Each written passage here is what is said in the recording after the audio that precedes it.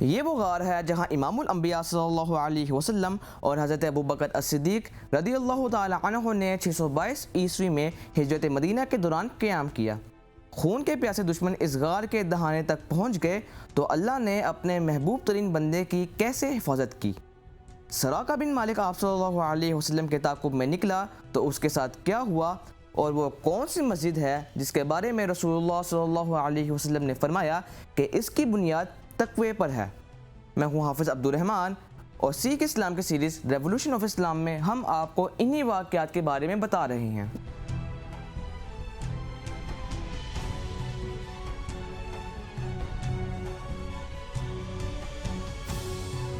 خون کے پیاسے دشمن آپ صلی اللہ علیہ وسلم کو ہر طرف ڈھونڈ رہے تھے۔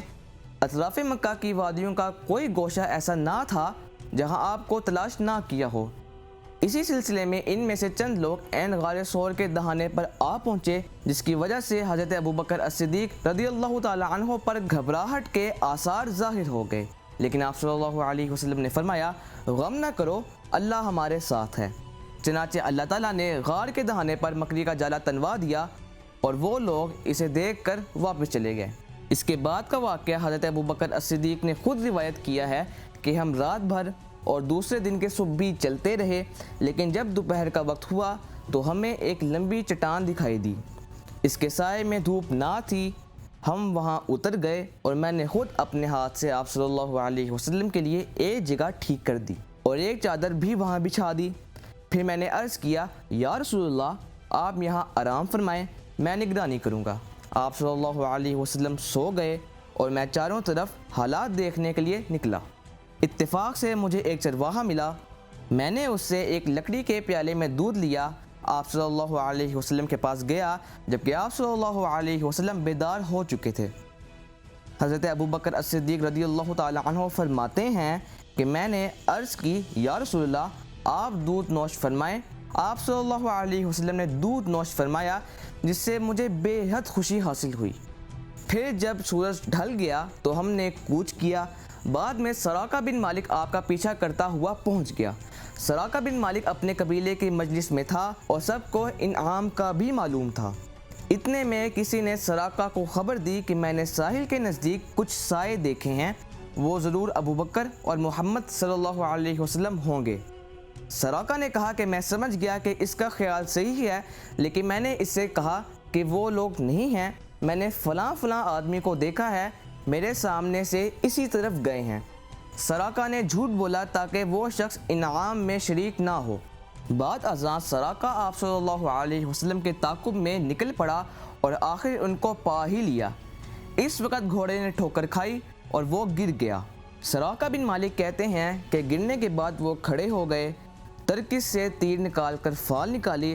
فال وہ نکلی جسے میں پسند نہیں کرتا تھا، لیکن میں دوبارہ اپنے گھوڑے پر سوار ہو گیا اور تیروں کی فال کی پرواہ نہ کی۔ پھر میں تیزی سے ان تک پہنچ گیا۔ حضرت ابوبکر الصدیق رضی اللہ تعالی عنہ بار بار سراقہ کو مڑ کر دیکھ رہے تھے اور خوف زدہ ہو کر نبی پاک صلی اللہ علیہ وسلم سے کہہ رہے تھے کہ دشمن قریب آ گیا ہے۔ نبی صلی اللہ علیہ وسلم نے پرسکون انداز میں فرمایا، غم نہ کرو، اللہ ہمارے ساتھ ہے۔ پھر آپ صلی اللہ علیہ وسلم نے بد دعا کی اور اس کا گھوڑا زمین میں دھنس گیا۔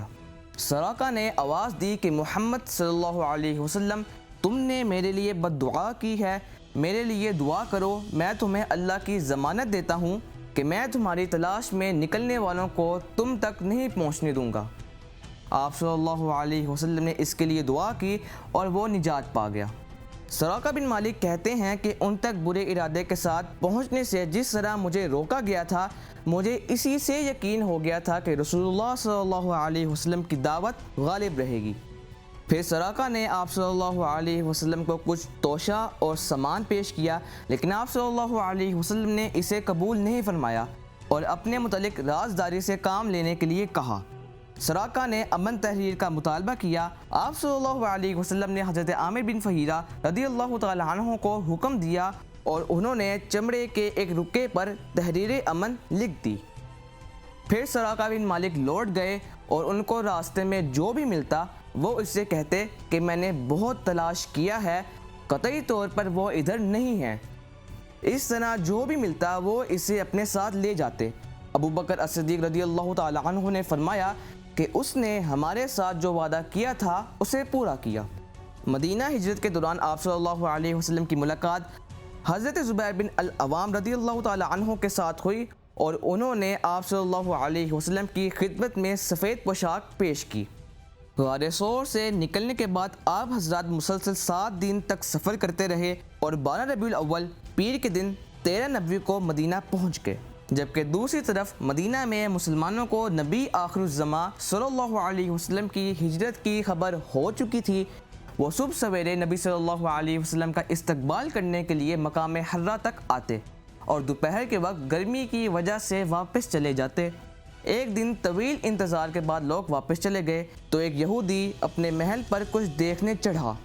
اس نے نبی کریم صلی اللہ علیہ وسلم اور آپ کے ساتھیوں کو دیکھا جو تیزی سے آ رہے تھے۔ یہودی بے اختیار بول پڑا کہ اے عرب کے لوگوں، تمہارے بزرگ سردار آ گئے ہیں جن کا تمہیں انتظار تھا۔